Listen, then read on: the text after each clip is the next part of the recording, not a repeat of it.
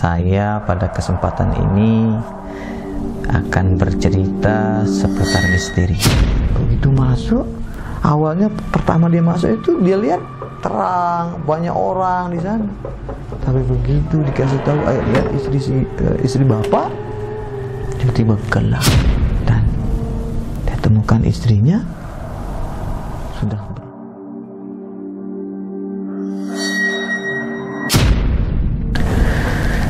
Assalamualaikum warahmatullahi wabarakatuh.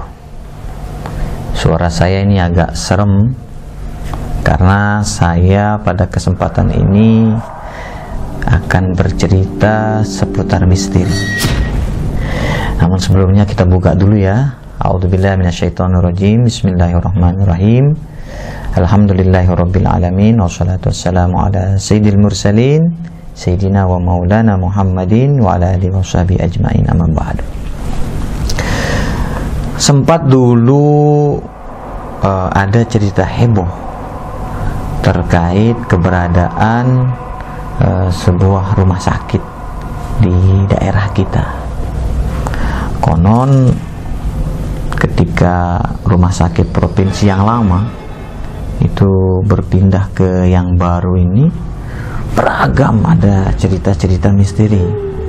Karena memang setelah kepindahan rumah sakit provinsi ke tempat yang baru, itu rumah sakit atau bangunan yang lama itu tidak terurus.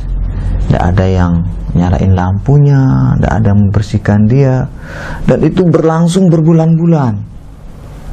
Sehingga terkesan kalau malam hari kita lewat sana, rumah sakit itu kelihatan angker. Malah sempat juga dulu dijadikan lokasi untuk uji nyali. Nah, kali ini saya mau berbagi cerita yang pernah santer beredar kabarnya. Konon ketika rumah sakit ini memasuki 7 atau 8 bulan tidak beroperasi, dan orang-orang setiap lewat sana itu ada hawa serem-seremnya. Ada ceritanya orang dari luar kota, karena dia ternyata tidak tahu bahwa rumah sakit provinsi itu udah pindah. Nah, kemungkinan orang ini berasal dari luar kota Mataram. Nah, konon orang ini membawa istrinya ke rumah sakit yang lama ini karena mau melahirkan. Begitu masuk ke rumah sakit provinsi, ya seperti biasa ngelapor bahwa ini istrinya mau melahirkan. Anehnya ada yang melayani dia di sana. Ketika melapor, kemudian ada yang sambut dia tanya, ada apa Pak? Ini istri melahirkan. Ada yang bawa kereta dorong, lalu istrinya dibawa masuk ke ruang bersalin. Lalu perawat atau petugas yang saat itu bawa istri ke ruang bersalin bilang, Bapak ini, Pak, Bapak tunggu di luar aja, nanti kalau udah selesai kita panggil. Nah, akhirnya si suami ini keluar. Nah, karena merasa suntuk mungkin menunggu, akhirnya dia coba cari warung. Siapa tahu ada warung di dekat rumah sakit ini. Akhirnya dilihatlah ada bapak-bapak itu jualan pakai gerobak. Nah, lalu dihampiri, beli rokok. Lalu ngobrol lah nih si suami ini dengan penjual rokok tadi.